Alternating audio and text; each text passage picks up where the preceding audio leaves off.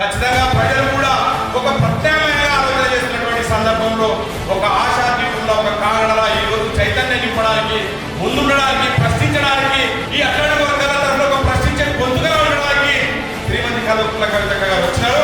రాష్ట్ర ప్రజలకు రాబోయే రోజుల్లో ఖచ్చితంగా మంచి రోజులు ఉంటాయి.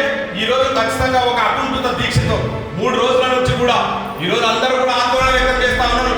జిల్లాల వారీగా అనేక మంది జాగృతి సేననే కాకుండా ఆయా బీసీ ఎస్సీ ఎస్టీ మైనారిటీ సంఘాలు కూడా పెద్ద ఎత్తున ఆందోళన వ్యక్తం చేస్తా ఉన్నాయి. ఒకవేళ కనుక ఏమైనా కనుక జరిగితే మూడో రోజు కావస్తా ఉన్నది. కాబట్టి మా నాయకురాలు కనుక ఏమైనా జరిగితే మాత్రం పెద్ద ఎత్తున మేము మళ్ళీ రోడ్లకి పోరాటం చేయడానికి ఈ రాష్ట్ర ప్రభుత్వానికి గద్దె తీర్చడానికి కూడా వెనుకాడబోమని చెప్పేసి ఈ సందర్భంగా తెలియజేస్తా ఉన్నాం. ఇప్పటికే అన్ని జిల్లాల నుంచి కూడా పెద్ద ఎత్తున రాబోతా ఉన్నారు. వెంటనే రాష్ట్ర ప్రభుత్వం స్పందించి కనుక అక్కడ ఉన్నటువంటి 700 కుటుంబాలకు న్యాయం చేయకపోతే కనుక ఖచ్చితంగా ఇంకా ఉద్యమాన్ని ఉధృతం చేస్తామే తప్ప ఇంకో దారి లేదని చెప్పేసి సందర్భంగా రాష్ట్ర ప్రభుత్వాన్ని డిమాండ్ చేస్తున్నాం.